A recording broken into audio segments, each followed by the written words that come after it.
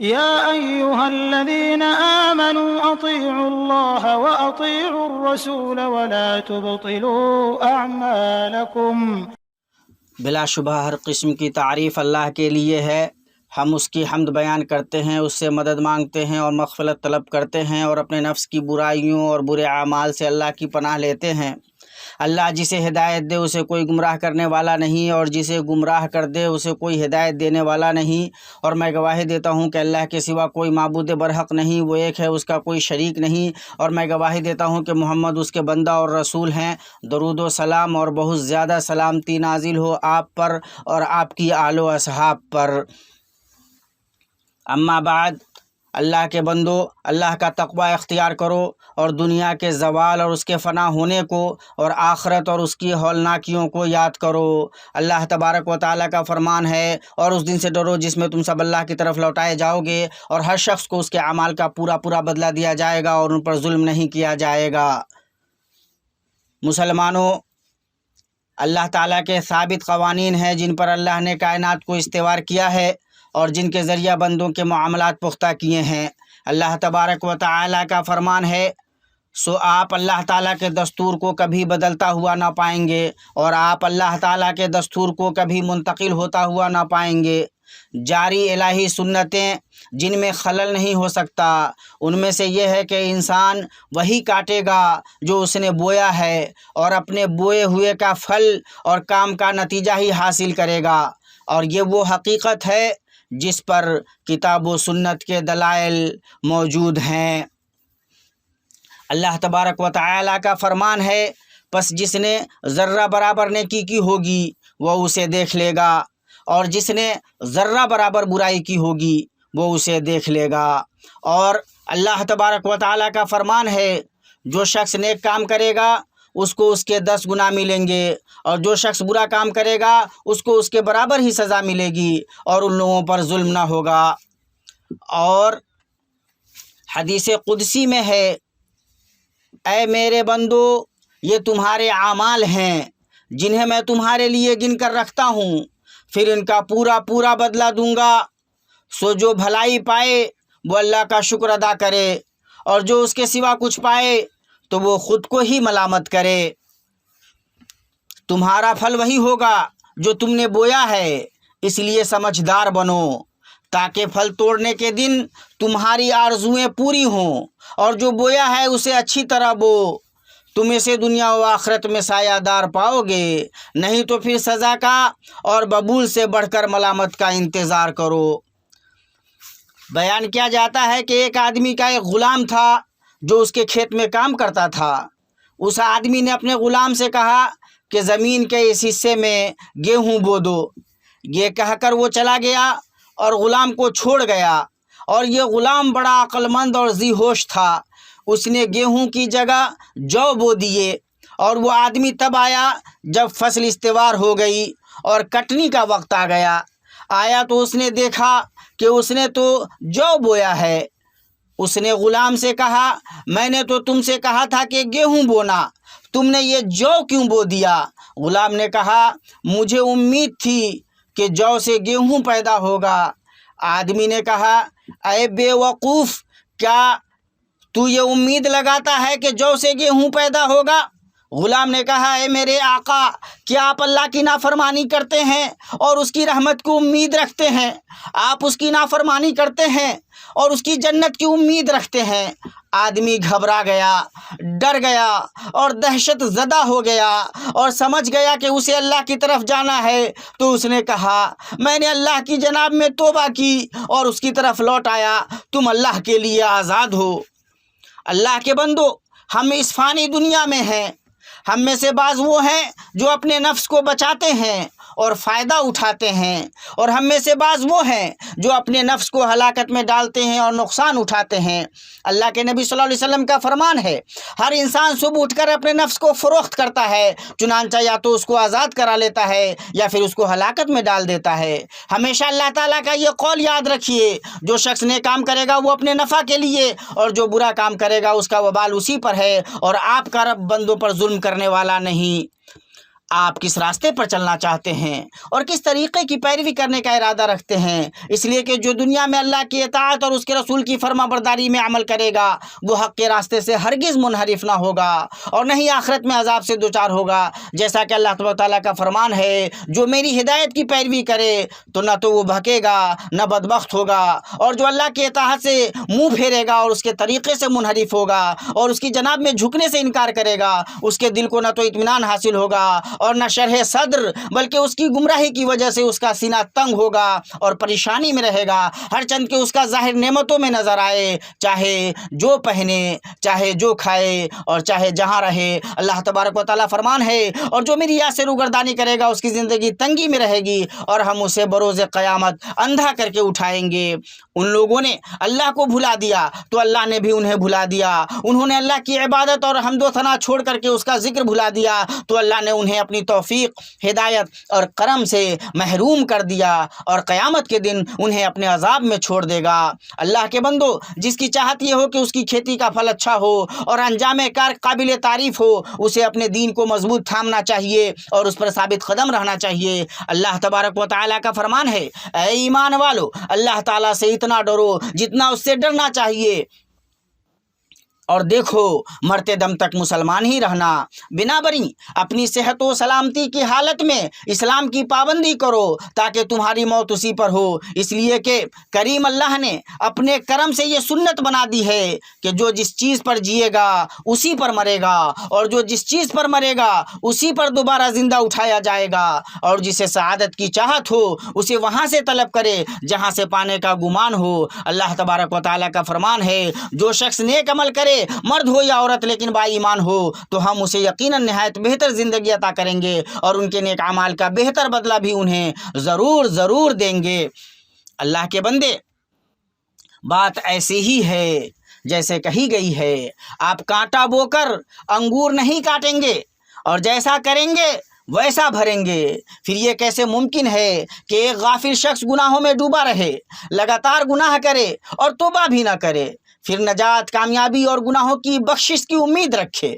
اور یہ کیسے ہو سکتا ہے کہ بندہ اپنے رب سے رشتہ توڑ لے، نماز نہ پڑھے اور اپنے آقا کی فرما برداری نہ کرے اور یہ چاہے کہ اسے انشراح صدر اور خوشگوار زندگی حاصل ہو؟ اور یہ کیسے ہو سکتا ہے کہ ہم میں سے ایک اپنے رب کو خلوتوں میں اپنی طرف دیکھنے والوں میں سب سے بے وقت بنائے، جبکہ وہ لوگوں سے ڈرے کہ اس کی کوئی لغزش پکڑی نہ جائے؟ اور کیسے امید لگانے والا اپنے رب سے امید لگائے کہ وہ اسے عافیت سے نوازے، شرور و آفات اور ہلاکتوں سے اس کی حفاظت فرمائے، اور وہ فتنوں سے بچنے اور مصیبتوں اور تکلیفوں کے وقت ثابت قدمی کے اسباب بھی اختیار نہ کرے؟ اور کیسے کسی آسان چیز سے آزمایا جانے والا آدمی اللہ کی تقدیروں اور اس کی آزمائش سے ناراض ہو جاتا ہے اور اس عافیت کو بھول جاتا ہے جس میں وہ جی رہا ہوتا ہے، اور یہ کہ وہ اللہ کی نعمتوں اور اس کی نوازشوں میں ڈوبا ہوا ہے؟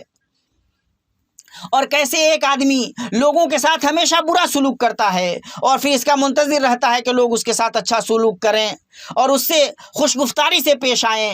اور کیسے ایک آدمی ملامت کرتا ہے کہ لوگوں نے اس کے حقوق ہضم کر لیے اور یہ کہ لوگ کوتاہی کرنے والے ہیں جبکہ وہ خود ان کے حقوق کے معاملے میں کوتاہی کا شکار ہے، جبکہ اس کی نظر میں انصاف کرنے والے ہیں؟ اور کیسے کوئی ماں باپ کا نافرمان اپنے والدین کے ساتھ نافرمانی کرتا ہے اور اس کے بعد یہ امید لگاتا ہے کہ اس کے بچے اور اس کے ماتحت لوگ اس کے ساتھ حسن سلوک کریں گے؟ اور کیسے شوہر بیوی ایک دوسرے کی بری صحبت کی شکایت کرتے ہیں اور ممکن ہے کہ خلل شکایت کرنے والے کے اخلاق اور معاملے میں ہو؟ اور کیسے ایک ذمہ دار اپنی اولاد کی تربیت سے غفلت برتتا ہے، ان کی نصیحت اور رہنمائی پر توجہ نہیں دیتا، پھر جب وہ اس کا احسان بھولتے اور نافرمانیاں کرتے ہیں تو تعجب کرتا ہے۔ کیسے کثیر الاولاد آدمی اپنا مال آسائشوں اور بے فائدہ چیزوں میں اسراف سے کام لیتے ہوئے برباد کرتا ہے اور پھر لوگوں سے مانگتا پھرتا ہے جس سے اپنی ضرورت اور خرچ پوری کرے۔ کیسے کھانے کا کوئی شوقین کھانے پینے میں شریعت کے طریقے اور آداب کے برخلاف اسراف سے کام لیتا ہے اور پھر اپنی ناسازی صحت اور شدت بیماری کی شکایت کرتا ہے۔ ہمیں اللہ علیم و بصیر کے اس قول کو یاد رکھنا چاہیے، تمہیں جو کچھ مصیبتیں پہنچتی ہیں وہ تمہارے اپنے ہاتھوں کے کرتوت کا بدلہ ہیں، اور وہ تو بہت سی باتوں سے درگزر فرما دیتا ہے۔ جزا عمل کے جنس سے ہے، جو بھلائی بوئے گا بھلائی کاٹے گا، اور جو برائی بوئے گا برائی ہی کاٹے گا۔ اے اللہ کے بندو، ایسے لوگ بھی ہیں جو اس دنیا میں بھلائی بوتے ہیں اور اپنے لیے آگے پیش کرتے ہیں تو بھرپور اور بڑا فائدہ حاصل کرتے ہیں، اور اپنے پیچھے پکے ہوئے پھل اور وسیع سایہ چھوڑ کر کوچ کرتے ہیں، جن سے ان کے بعد آنے والے اور پیچھے رہنے والے لطف اندوز ہوتے ہیں۔ اللہ تمہاری نگہداشت کرے۔ اس آیت پر غور کرو، ان کا باپ بڑا نیک شخص تھا۔ ابن کثیر رحمہ اللہ فرماتے ہیں اس آیت میں اس بات کی دلیل ہے کہ نیک آدمی اپنی ذریتوں میں باقی رہتا ہے اور دنیا و آخرت میں اس کی عبادت کی برکت انہیں شامل ہوتی ہے، بئی طور کہ وہ ان کے حق میں سفارش کرے گا اور جنت میں ان کا درجہ بلند کیا جائے گا۔ اللہ کے بندے، تیرے لیے یہ لائق بات ہے کہ تو اللہ سے دعا کر کے اللہ تیرے بعد تیرا ذکر جمیل اور اچھی تعریف رکھے، جس سے تو یاد کیا جائے اور بھلائی میں تیری پیروی کی جائے، جیسا کہ ابراہیم علیہ السلام نے دعا کی، اور میرا ذکر خیر پچھلے لوگوں میں بھی باقی رکھ، اور دیکھ کہ تو اپنے بعد نیک اور برے اعمال میں سے کیا باقی چھوڑ رہا ہے۔ اللہ تبارک و تعالیٰ کا فرمان ہے، اور ہم لکھتے جاتے ہیں وہ اعمال بھی جن کو لوگ آگے بھیجتے ہیں، اور ان کے وہ اعمال بھی جن کو پیچھے چھوڑ جاتے ہیں آگے بھیجتے ہیں، یعنی وہ بھلائی یا برائی جو انہوں نے اپنی زندگی میں انجام دیا اور جن کو پیچھے چھوڑتے ہیں، یعنی جو انہوں نے بھلی یا بری سنت بنائی اور ان کی موت کے بعد اس میں ان کی پیروی کی گئی۔ اللہ کے بندو، آدمی اپنے عمل کے گناہ پر پکڑا جائے گا۔ ہم آج جو بو رہے ہیں کل اسے کاٹیں گے، اس لیے خواہش نفس کی پیروی اور لگاتار گناہ کرنے سے بچیں۔ کتنے اللہ کی حرمتوں کی پامالی کرنے والوں پر اللہ کی طرف سے عذاب، رسوائی اور سزا آ گئی، اور کتنے ایسے ہیں کہ وہ عافیت میں تھے اور ان کے گناہ چھپے ہوئے تھے، پھر انہوں نے گناہ کا اعلان کیا اور گناہوں سے اللہ کو چیلنج کیا تو اللہ نے انہیں بے عزت کر دیا، ان کا پردہ کھول دیا اور ان کے عیب کو ظاہر کر دیا۔ اور کتنے مظلوم ایسے ہیں کہ انہوں نے اپنے ظالم کو بد دعا دی تو اللہ نے ظالم کو تباہ کر دیا، اس سے انتقام لیا اور اسے ہلاک کر دیا۔ اور اسی طرح ہر آدمی اپنے فعل کا بدلہ پاتا ہے، اور جو کوئی برائی بوئے گا وہ نتیجہ میں پشیمانی ہی پائے گا۔ ہم سے ہمارے رب کا یہ قول کبھی اوجھل نہ رہے، جو برائی کرے گا اس کی سزا پائے گا۔ اللہ کے بندو، ہمیں غفلت سے بچنا چاہیے اور یاد رکھنا چاہیے کہ ہمیں رخصت ہونا ہے، اور ہمیں دیکھنا چاہیے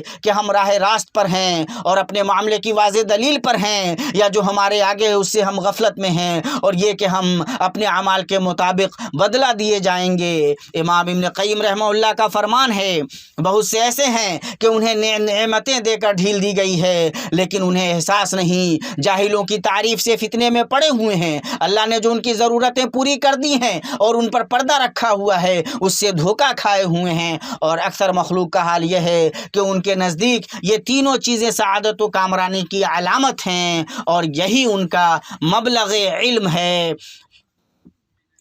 میں اپنی یہ بات کہہ رہا ہوں اور اللہ عظیم سے اپنے لیے، آپ کے لیے اور بقیہ تمام مسلمانوں کے لیے ہر گناہ سے مغفرت طلب کرتا ہوں۔ آپ بھی اس سے مغفرت طلب کیجئے اور اس کی جناب توبہ کیجئے، بلا شبہ وہ بہت بخشنے والا بڑا مہربان ہے۔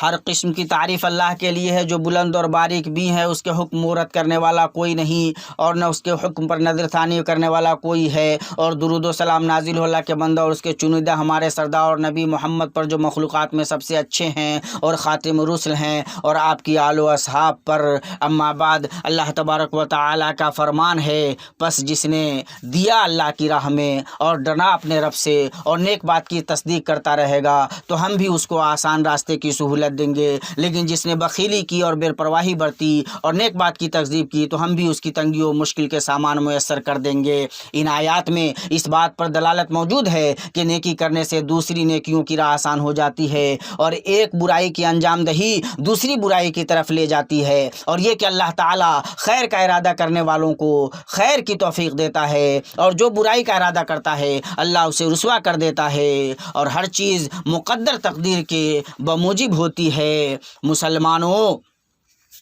فرق بڑا ہے اور دوری وسیع ہے، اس کے درمیان جو بھلائی کرتا ہے اور اس کی کاوش اچھی ہوتی ہے، اور اس کے درمیان جو برائی کرتا ہے اور اس کی کاوش ناکام ہوتی ہے۔ اللہ کے نبی صلی اللہ علیہ وسلم نے جب بیر معونہ والوں کی طرف 70 قرہ روانہ کیے کہ وہ انہیں سکھائیں، وہ لوگ ان کے در پہ ہوئے اور انہیں قتل کر دیا قبل اس کے کہ وہ منزل کو پہنچیں، اور ایک آدمی نے انس بن مالک رضی اللہ عنہ کے ماموں حرام بن ملحان پر نیزہ مارا، اور وہ نیزہ ان کے آر پار ہو گیا۔ اس پر حرام نے کہا، رب کعبہ کی قسم، میں کامیاب ہو گیا۔ اور اللہ تبارک و تعالیٰ نے ان عظیم لوگوں کے سلسلے میں جو قتل کر دیے گئے قرآن کریم کی آیتیں نازل کیں جن کی تلاوت کی جاتی ہے۔ ہم اپنے رب سے ملے، وہ ہم سے راضی ہوا اور ہمیں راضی کیا، پھر اس کی تلاوت منسوخ کر دی گئی۔ غور کرو کہ صحابی جلیل حرام بن ملحان شہادت کے کیسے شوقین تھے اور اسے پا کر کیسا خوش ہوئے، اور اللہ کے فضل سے انہوں نے اپنی کھیتی کا پھل پایا اور اپنی مراد پا گئے، اور یہ قرہ جو ہدایت پر زندگی بسر کرتے رہے جب اپنے رب سے ملے تو اللہ نے انہیں عزت بخشی، ان کا اچھا استقبال کیا، انہیں پورا بدلہ دیا، ان سے خوش ہوا اور انہیں خوش کر دیا۔ اور جب عتیبہ بن ابو لہب نے نبی صلی اللہ علیہ وسلم کو گالی دینے، آپ کو اذیت پہنچانے، آپ کی آبرو میں پڑنے اور پھپتیاں کسنے میں ہٹ دھرمی دکھائی تو اس کا انجام گھاٹا تھا۔ سیرت کی روایتوں میں یہ بات مشہور ہے کہ وہ قریش کے ایک کارواں کے ساتھ نکلا، یہاں تک کہ انہوں نے شام کے کسی مقام پر قیام کیا۔ انہوں نے اپنے سامان جمع کیے اور عتیبہ کا بستر لگا دیا اور اس کے ارد گرد سو گئے۔ اس رات شیر نے ان کے ارد گرد چکر لگایا اور عتیبہ کہنے لگا، ہائے میری ماں کی بربادی، وہ مجھے کھا کر رہے گا جیسا کہ محمد نے مجھے بد دعا دی تھی۔ پوری قوم کے بیچ سے شیر اس پر چڑھ دوڑا، اس کا سر پکڑ لیا اور اسے پھاڑ دیا اور وہ اسی جگہ مر گیا۔ غور کرو کہ جو نبی صلی اللہ علیہ وسلم کا مذاق اڑاتا تھا اور آپ کی شان میں گستاخی کرتا تھا، اس سے اللہ نے کیسے انتقام لیا اور اس کے برے کام کا پھل اسے مل گیا اور بدترین بدلے سے دوچار کیا گیا۔ اسی طرح ابو لہب پر عذاب دراز ہوا، اس نے کھلم کھلا نبی صلی اللہ علیہ وسلم سے دشمنی کی، اور صرف آپ کی مخالفت نہیں بلکہ آپ کے خلاف سازش، آپ کو اذیت پہنچانے اور آپ کو اور لوگوں کو آپ سے روکنے کے لیے کام کیا۔ یہی حال